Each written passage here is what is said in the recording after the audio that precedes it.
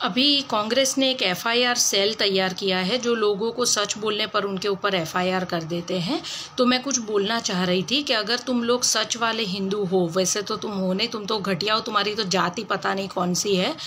दादी भी निकम्मी जो अपने पति का सरनेम नहीं लगा पाई, बाप भगोड़ा जो युद्ध के टाइम पे भाग गया था, नाना निकम्मा जो हिंदुस्तान पाकिस्तान करके एक वोट के बेस पर प्रधानमंत्री बन गया। मतलब तुम लोगों को भीख पे जीने की आदत है।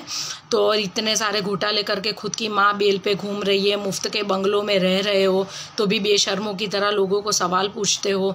1500 करोड़ देने वाले रतन टाटा ने जवाब नहीं मांगा, लेकिन चवन्नी भी नहीं देने वाली भिखारी जो लोगों के पैसों पर पल रही है, वो भूरी काकी मोदी से हिसाब मांग रही है। काहे का तो हिसाब मांग रही है? तू है कौन? तूने क्या किया गरीबों के लिए? आज जब 1947 में इंडिया आज़ाद हुआ था और 1948 में चीन आज़ाद हुआ था, तो आज चीन वर्ल्ड में 2nd नंबर पर है और इंडिया 138 नंबर पर है। 70 सालों में तुम लोगों ने देश को आगे लाने के लिए कुछ किया नहीं है। किस चीज़ का तो हिसाब मांग रही है?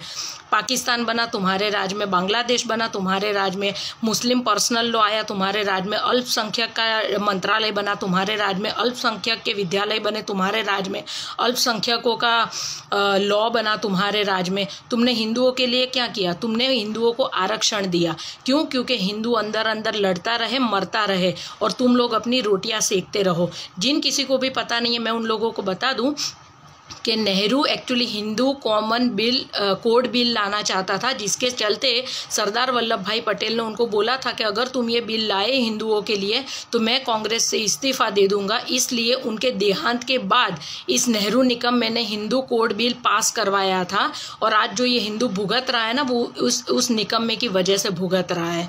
ठीक है। और दूसरा कि मोरारजी देसाई ने अपने एक उनका जो बुक है मेरा जीवन वृत्तांत, उसके 4, 5, 6 नंबर के पेज पर लिखा है कि पता नहीं क्यों मुझे ऐसा लगता है कि नेहरू को पहले से ही हिंदुओं के साथ अलग ही पूर्वाग्रह है और जो हिंदुओं से नफरत करते हैं। और जेबी कृपलानी ने भी कहा था कि अगर आप हिंदू से प्यार करते तो कभी हिंदू कॉमन बिल नहीं लाते, आप कॉमन सिविल कोड लाते जो सारे धर्मों को लागू पड़ता।